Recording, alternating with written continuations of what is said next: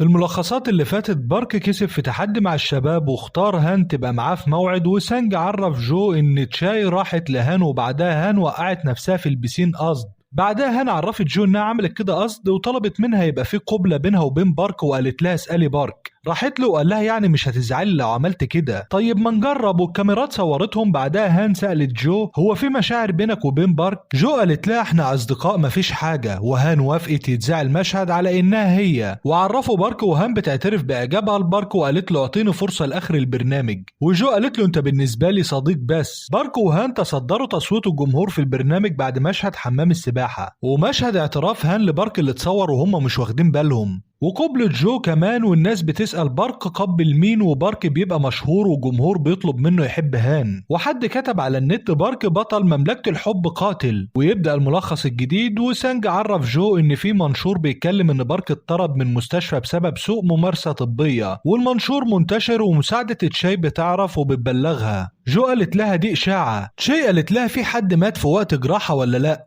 وجو مش بترد عليها. بعدها بتقابل بارك وقالت له فيديوهاتك انت وهان مشاهداتها عالية، ركز معاها. قال لها انت شخصية مرحة بس مخبية ده. قالت له حافظ على مكانتك، انت حبيب قومي دلوقتي واي اشاعة ممكن تنهار في لحظة. قال لها انه مش بيستخدم وسائل التواصل الاجتماعي ومش مهتم بيها. قالت له طيب ليه ظهرت في برنامج زي ده؟ مش المفروض انك بتهتم بالشهرة؟ قال لها انت اللي طلبت من جون ننضم للبرنامج وانا هنا بدور عن الحب. وبارك مع هان والكاميرات بتصورهم، وهان قالت له ان تعليقات الناس ان في حب من طرف واحد. قال لها انا اخدت اعتراف حب ما استحقوش، بس خلاني افكر فيك ويبقى عندي فضول اعرف شخصيتك واوعدك انها هعاملك بصدق. بعدها جو بتعرفه بالكلام اللي اتكتب عن استقالته من المستشفى. قال لها عايزه تنشره ده في البرنامج، كل حاجه سهله بالنسبه لك وانا شخص سهل بالنسبه لك. وتشي تفتكر لما ردت على بارك وقالت له انها طلبت انه ينضم للبرنامج علشان عنده احساس منعش. بعدها جو بتقعد في نفس المكان اللي كان فيه بارك مع هان، وبارك راح لها وقال لها كنت عارف ان هلاقيكي هنا. قالت له انها كل حاجه بتحاول تعملها بتفشل فيها ومفيش حاجه خططت ليها نجحت، حتى الحب دايما بتدمر قلب اللي بيحبوها. قال لها ممكن أسألك مرة تانية عن مشاعرك تجاهي؟ لكن بيلاقي نفس الرد وبيسيبها ويمشي. بعدها هان بتشكره على اللي قاله ليها قدام الكاميرات، وسألته ده علشان تحفظ كرامته قدام الناس ولا ده صدق؟ قال لها كل اللي قلته كنت صادق فيه. وجون الطباخ بيعمل أكله وبيحلوه قدام البنات بأكله، وعامل طبق مخصوص لميو وبيحاول يتقرب منها. بعدها جو بتعتذر لبارك. بارك قال لها أنا أعجبت بيكي وانت مش بتفكري فيا، المنتجين كده بالنسبة لهم الممثلين قطع شطرنج،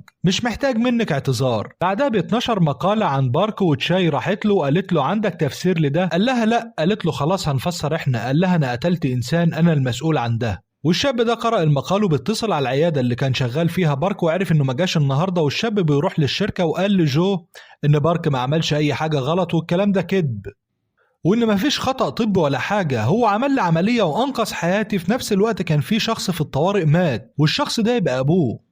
وبارك بيمسك ساعة أبوه ويفتكر يوم انفجار كبير وناس جاية محروقة، وقال للشخص ده حالته ميؤوسة منها. دخل الشاب الأول نلحقه وعمل العملية ونجحت، وبعدها دكتور بلغه إن الراجل اللي كانت حالته ميؤوس منها ده يبقى أبوه. وبارك انهار وقتها، والشاب بيقول أبوه مات بسبب إنه أنقذ حياتي، فين الخطأ الطبي؟ والصحفيين ورا بارك في كل مكان. وجو قالت لتشاي ان الشاب ده هيقول كلامه في البرنامج، وتشاي قررت تقاضي الصحفيين اللي نشروا الاخبار دي لانها تشهير بالبرنامج. وبارك مش عارفين هو فين. جو قالت في مكان احتمال يكون هناك. تشاي قالت لها ناخد الكاميرات ونروح. وبارك بيكون عند الست اللي عالج مخها قبل كده وبيحكي لها عن اللي حصل مع ابوه. وتشاي قالت لهان تعالي معايا هنروح لبارك. وجو راحت ومعاها فريق العمل، وراحت لبارك وقالت له انت ما قلتليش اي حاجه وفي نفس الوقت كنت جنبي في كل معاناتي، اللي حصل لابوك ده ما قلتهوليش ليه؟ ما عرفتنيش انك بتمر بالظروف دي ليه؟ وبتعتذر له وقالت له انا السبب خليتك تظهر للناس ودلوقتي بيضغطوا على جراحك.